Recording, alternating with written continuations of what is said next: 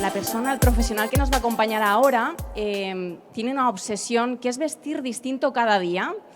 El mundo es un espejo para él, ¿no? A la hora de vestirse, ¿no? Es como verles como ver una obra de arte. Es una obra de arte y, bueno, más que lo cuente yo, lo vais a ver a él en persona porque está con nosotros. Daniel Lismore, please come here. Thank you very much. You're welcome. Thank you, wow. Ese es el wow que hablaba Sol Mayordomo. Thank you very much to stay here. Os cuento un poco sobre Daniel Lismore. Es un artista, escultor, diseñador y activista británico reconocido internacionalmente y con más de 100.000 seguidores en Instagram. Su estilo combina arte, alta costura y activismo, convirtiéndolo en una figura única con gran visibilidad e impacto en la moda global. Can you turn around? Wow. Georges. Bueno, ha colaborado con Vivienne Westwood, H&M, Tate Modern y otros referentes culturales. Su presencia inspira, genera conversación y representa el poder del arte como herramienta de cambio e identidad. Yo creo que eso es lo que él quiere identificar, ¿no? Ese poder del arte y a través de eso poder inspirar y poder sobre todo comunicar. Lismore es un activista activo y embajador de la organización benéfica de cambio climático Cool Earth. Ha trabajado estrechamente con Vivienne Westwood en sus proyectos de revolución climática y también realizó un trabajo voluntario para la organización benéfica iCross Inuit en Kenia. Así que le vamos a escuchar. It's a pleasure. Hi everyone, I'm sorry I don't speak Spanish, so I'm apologizing now. This is such a beautiful city. And you've got such fantastic designers here. I'm really impressed by the caliber, especially these two. So I'm going to sit down because it's easier. So I grew up in a small village in a place called Forlongley outside Coventry in the Midlands. And I didn't fit in there. And so at the age of 17, I was scouted as a model. I moved to London and my biggest passion was taking photographs. So I used my camera as a shield. I went out to all the parties, and I haven't stopped since. And I worked in the fashion industry. At that point, I was offered to go to Central St. Martin's, and I said no. They gave me an ultimatum. And it was either study fashion or be in the fashion world, which I was actually in. They said I'd had to stop being a model at the time. So I chose just to live my life to be a model. And then that brought me to working in nightclubs in London. And everyone from David Bowie, Lady Gaga, Boy George, all these incredible artists that we know have been through the same nightlife situation. So they all came out of nightclubs, basically. And so I found that I could start dressing up how I wanted to. And I discovered the work of Gilbert and George, living sculptures, and decided that I would become a living artwork. And in London, you can do that. So for 24 years, I've been living as a sculptor, traveling the world. It's brought me to incredible places like here. And I then went to work so I worked in nightlife for 10 years, and then went to work at Vogue and lots of different magazines. I worked with ID and Pop magazine. And yeah, and then I was terrible when working at Vogue. I was their worst employee ever. And I decided that wasn't for me. So I continued nightlife, and then I started a fashion label called Sorapol with a Thai designer, and we made couture. And our first ideas were, we need to get lots of press. You need to become known. So we were making couture for people like Azealia Banks, Nicki Minaj, Mariah Carey, Naomi Campbell, lots of incredible stars. And then I did that for 6 years. We did these very elaborate shows. And then I decided that there was no point of making clothes anymore. Like, the world is falling apart. And I went to start working with Vivienne Westwood on her climate activism project. So she started something called the Climate Revolution. And my job was to work with her on her old punk ideas and bring them to life in the modern day. So that's where my kind of skills came in. And we did this for quite a while. I worked with her for 13 years, and we met people like NASA scientists. We met all the greatest activists, climate activists, NGOs on the planet. And I realized that as you know, here in Valencia, you flooded last year. It's getting worse, and at that point, we had a meeting with NASA, and they said everywhere under Paris will become uninhabitable if we go up by 4 degrees. Since then, we've gone up by 1 degree since that meeting we had. And they told us about the tipping points. So we hit a tipping point a few years ago. And last week, it wasn't in the news, there was no coverage. We got to the second tipping point, which is where things start to escalate and get worse. So we're heading in a bad way. And then I thought, well, why am I making clothes? And I thought, no one needs any more clothes. But there's two sides to it. There's being sustainable, and there's mass market destruction. And I decided that I would stop consuming as much. I would try and live, like 2019, I was flying constantly all over the world on private jets, like non-stop. My life is extraordinary, and it brings me to the most surreal, gives me the most surreal experiences. And 2019, I decided to stop as much flying and stop traveling as much, and stop my consumerism. I don't go to the high streets anymore. I mean, nothing ever fits anyway. So I walk in and I'm like, there's nothing I would buy here. But I sometimes commission young designers, people who, if they have a good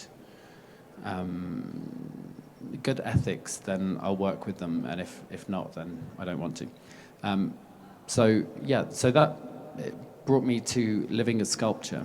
And after the fashion label, I weirdly I lived in a 7-story building in Knightsbridge opposite Harrods, which is the most expensive part of London. 32 grand, it's £32,000 a month rent, with 50 staff. Nightmare. It was like insane. My business partner was very wealthy. And then all of a sudden, I became homeless, and I got to this point where I was just like, what the hell has happened? And I was I was ashamed of being homeless. Like, I lost everything overnight. I had a fight with my business partner, and I went out to the Houses of Parliament with Vivienne Westwood and Pamela Anderson and Vivienne's son Joe, and Joe brought me back to his house, and he said, where are you living? And I was like, I don't know. So I moved in with him for a while. At this point, my face was on the billboards of H&M all over the world. It was like I was living this incredible lifestyle, yet as an artist, it gets difficult. So I came up with an idea, either not being on this planet anymore, or I put 8 pieces of paper down on a table, and I turned off the internet, called my mum, said, you're not going to hear from me for a few days. And I came up with an idea of an exhibition. And it was like a fantasy idea of how, and I curated it in my head, the lighting, everything, like colors, everything I've worn. I have a collection now of 8,000 objects in my wardrobe. So there's this, so I thought maybe I could make an army. I was just thinking out the box, and I thought it would never happen. And I went out 3 days later with this idea. And my friend, he's called Rafael Gomez. He's a curator. He worked with Vivienne, and then he went to the Savannah College of Art and Design, SCAD, if you've heard of it. And I told him, I have an idea. Like, I want to do this exhibition. And he was like, And when you're at a party and you talk to people and nothing ever happens, I was like, it's never going to happen. And he called me and said he wanted to see what I had. He came to my storage, which was going to be thrown out on the streets. I didn't have much time left, and he said, okay, we want to do the show. We brought it to Atlanta. I curated a big exhibition. At that time, 32 sculptures of myself living as sculpture. I'm not sure if you can see anything. This is the show that I curated. And then I did a book with Rizzoli. It then traveled to Miami Art Basel. It was one of the headlines of Art Basel. Then it went to Naples, Italy, Poznan, Poland. It was the headline of the Reykjavik Arts Festival. Then it went to some other places. And then it came to the UK. I did the V&A Museum, and I did the city of Coventry for the capital of culture, which is a big thing we have every few years. And I've had 400,000 people go through the show so far. And that led me on to public speaking, and I did a TED Talk. And it's just been traveling, like it's going to Brazil next. And so it's kind of, I kind of came up with, putting in, I was like, what do I do best? I live as art. That's the best thing I can do. And I put everything into what I do best. And yeah, so it's been traveling then. But since that point, I've been working as an activist. So I'm very privileged, and I'm in front of kings, queens, leaders, billionaires, celebrities, and activists, and I'm surrounded by them all the time, like every single day of my life. And so I've used that privilege to be able to change things. So I went to Qatar, and I negotiated with the government and the royal family that they wouldn't arrest LGBT people, and I had to turn up in a response, which was a nightmare. I helped stop fracking in the UK. So with Vivian, we went to a field. We went to a farmer's field, and the son was very annoyed. And we told him that his field was going to be destroyed by fracking, and that their house prices were going to go down. So that's how we stopped fracking in the UK. We got the villagers to freak out about house prices. So it's I've been a bit of a stealth activist over the years, and I've worked with Julian Assange, and I brought Lady Gaga to meet him, and I do my best. So we got ocean protection done in the UK. I worked with Greenpeace, and we dumped a lot of boulders, like giant rocks, on the ocean floor, so the bottom trawlers couldn't destroy the habitats. So I like to get naughty sometimes and cause good trouble and mischief. And so I use my platform as an artist and an activist to make real change. And I've been successful so far. I've been lobbying the British government, who are a nightmare, on queer rights at the minute, because we're going backwards there. So I've been doing my best. I've done many other things which I'm not going to tell anyone until my book is out, because I'll get in lots of trouble. But I like to use my platform as an artist to cause good trouble. So yeah, and then I basically just I live my life.